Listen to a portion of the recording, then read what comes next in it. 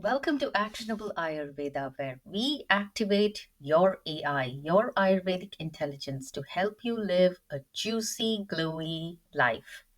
I'm your host, Salila, and today we are talking about something we all need right now, a gentle, loving way to reset after the holiday season.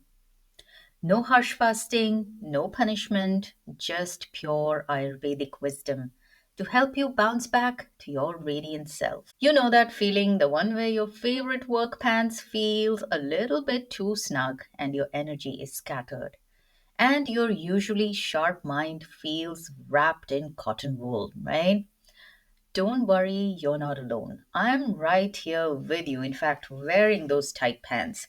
And I'm still dreaming about all the incredible holiday desserts I got gifted, the plum cake, the brownies, the bottles of wine, and the chocolates. The ancient Ayurvedic texts tell us Samadosha, Sama Samadhatu, Malakriya.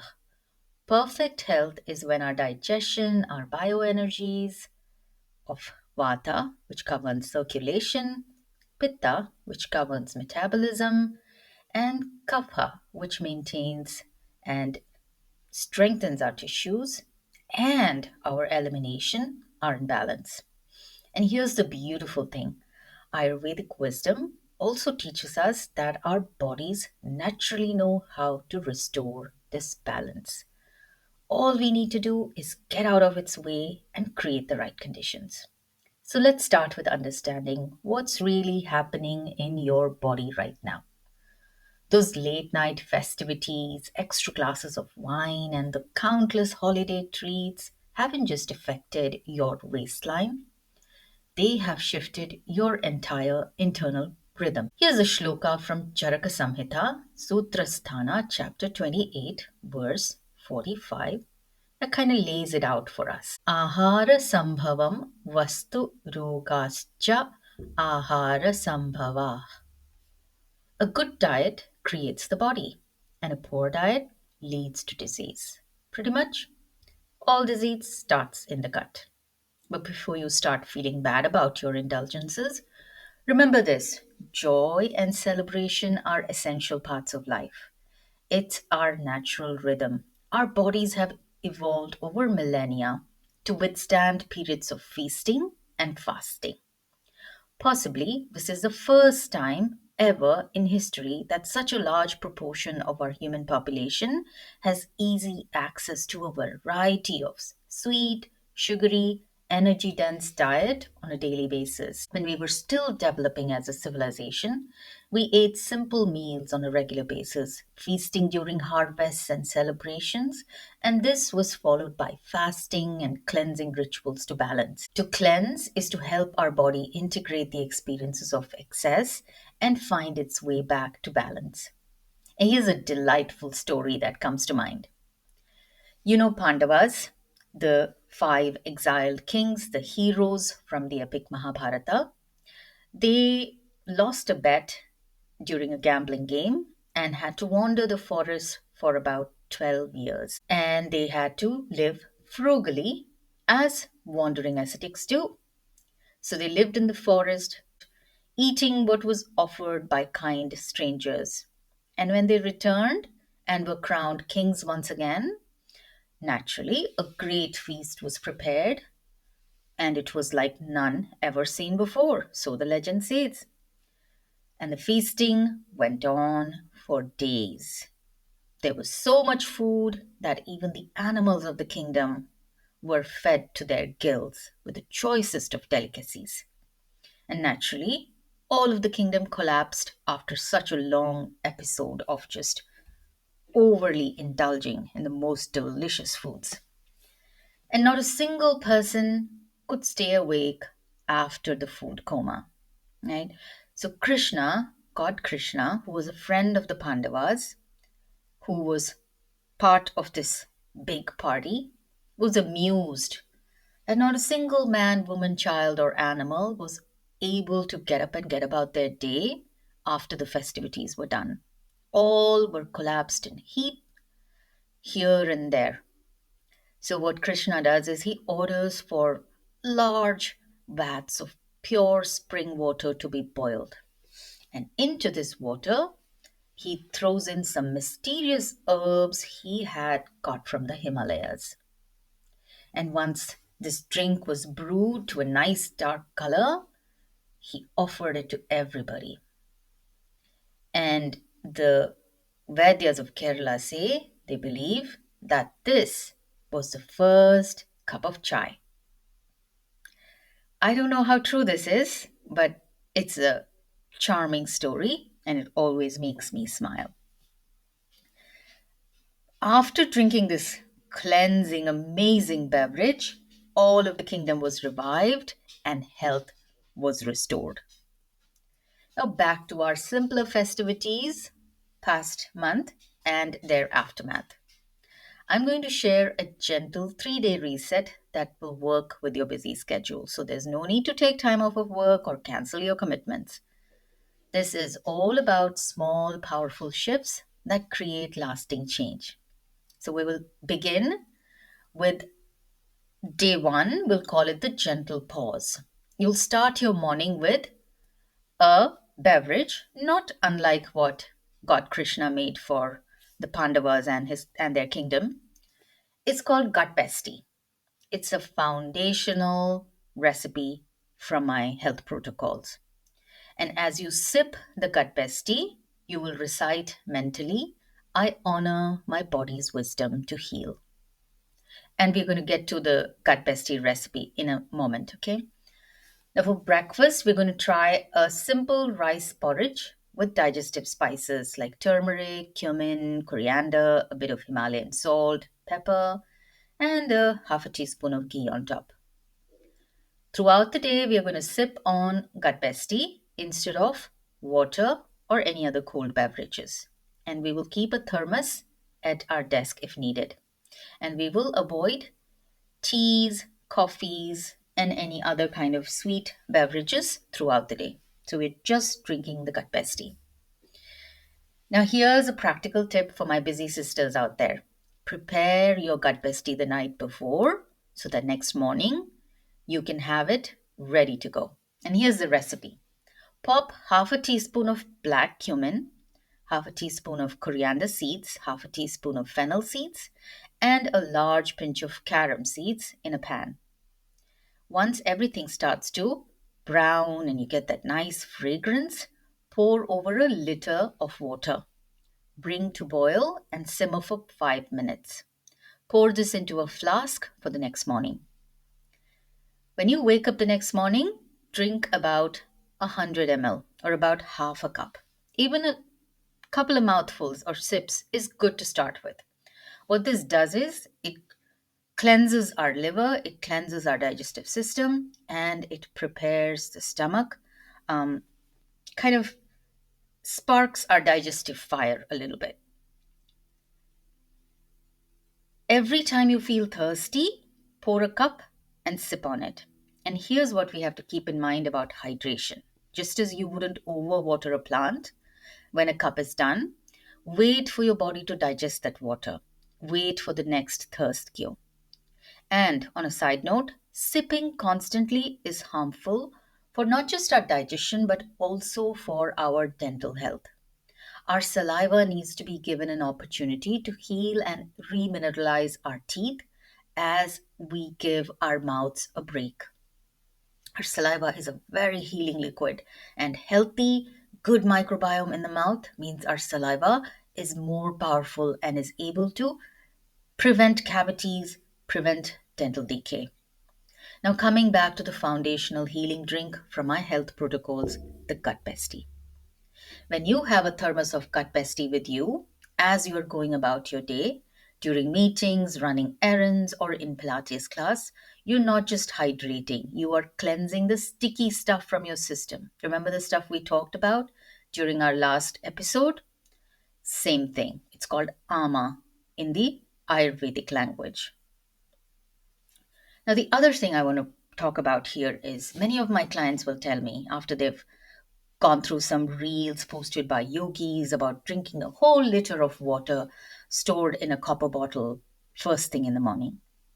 This is a great practice if you have an active yogic practice and your body is healthy and you do not have any chronic health issues. However, if you have inflammation, gut health issues, if you have hormonal imbalance, if you wake up and your face is puffy, you have headaches, you have anxiety, you have chronic diarrhea, constipation, if you have rashes on your skin, inflammation, any part of your body, arthritic pains, doing something like this is like dousing your digestive fire first thing in the morning.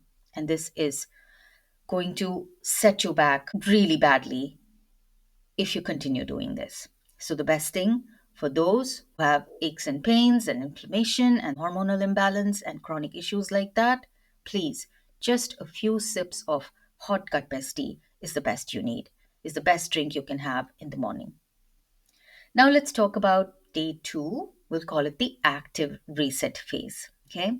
The morning begins with an ancient practice called kavala or oil pulling.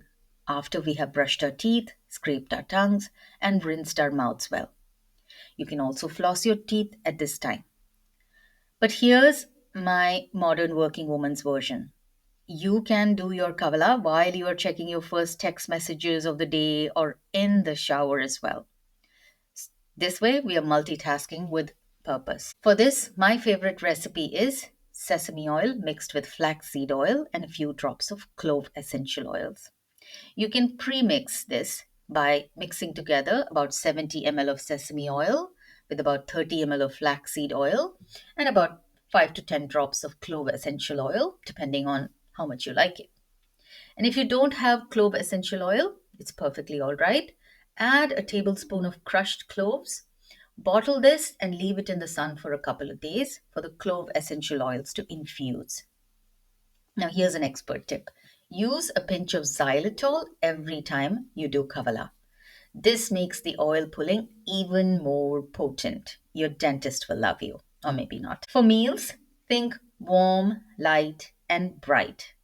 So, some examples are a bowl of khichdi, steamed seasonal vegetables with healing spices, and digestive tea in between the meals and also while you're chewing every mouthful that you're eating.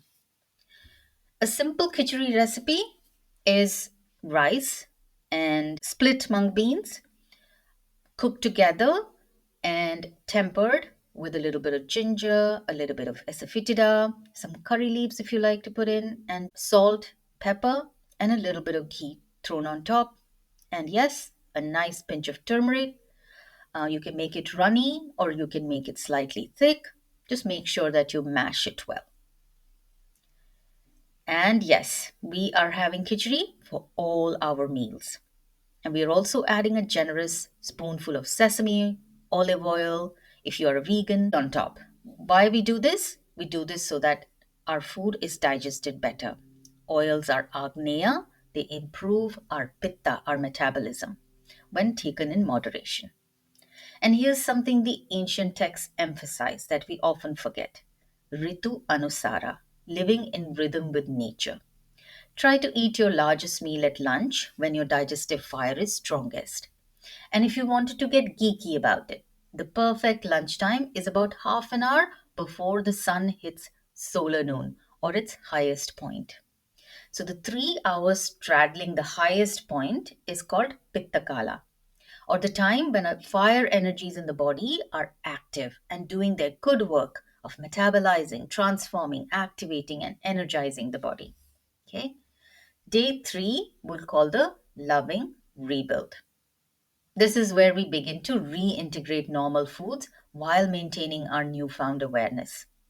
The Charaka Samhita teaches us the concept of Prakriti Sthapana. The goal is to return to our natural state of balance. So we are coming back to rhythm with the circadian rhythm. We are coming back in balance to eating seasonally based on what is available in the local markets around us, and also honoring our hunger and thirst cues. Now, here's your power packed morning routine. We start our day with 5 minutes of pranayama as soon as we wake up.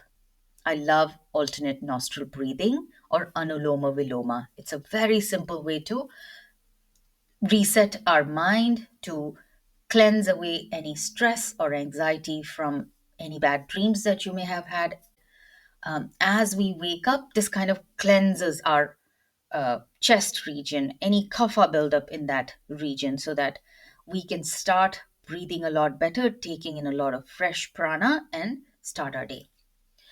Second would be a light breakfast of stewed apples or pears or any fruit that is good for stewing with some spices like cinnamon, ginger, and cardamom. Over half a cup of any whole grain of choice. It could be cooked quinoa, wheat, oats, millets, or a splash of your favorite milk to blend it all. You can use plain water if you don't like your breakfast to be milky. However, don't forget to add some raisins to make it even more Ayurveda aligned. This is going to be so amazing for your gut health.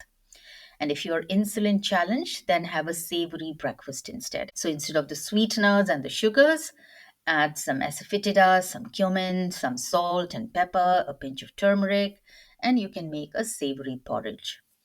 Pack a lunch of mixed grain bowls with steamed vegetables. Add a cup of tossed garbanzo or beans and digestive spices. But here's what I really want you to remember: this reset isn't about restriction, it's about restoration. It's not about undoing holiday joy, it's about honoring both the celebration and the return to center. Quick fixes for common post holiday issues are bloating. Instead of Gut Bestea, amp up the digestive power with a Chaturbija tea. What's it made of? Fenugreek, garden cress or olive seeds, carom seeds, and black seeds or kalonji in equal quantities, made into a tea or a powder. Make it just the way we made the Gut Bestea, by first popping the seeds and adding water to it. If you're facing any energy crashes, keep a mix of a couple of dates, a handful of raisins, goji berries, and a dry fig or two at your desk. Feeling heavy? Take a 5-minute digestive walk after meals. Shatpadi, or walking 100 steps post meal, is a wonderful way to make sure that our body becomes more insulin sensitive. No can do 100 calf raises wherever you are. If you're craving sweets, eat a whole fruit, skin and all, or a piece of jaggery, or a spoonful of honey with some cacao nibs. Just make sure that if you're buying your fruit from the supermarkets, scrub it very well because usually they are covered with waxes and preservatives. Now remember this ancient Sanskrit blessing: Yatha Pinde Tatha Brahmande. You are a universe within the universe. As we are intimately connected to the universe and our body is directed by the elements, it is also affected by the shifts in the elements outside of us. By becoming a healthy and content self, we have the power to shift universal consciousness, something that is much needed during this time of polarization in the world. My meditation guru, Gil, used to say, settle into the wisdom of the moment. See it for what it is. Everything is ultimately attachment, the sticky raga we talked about last week.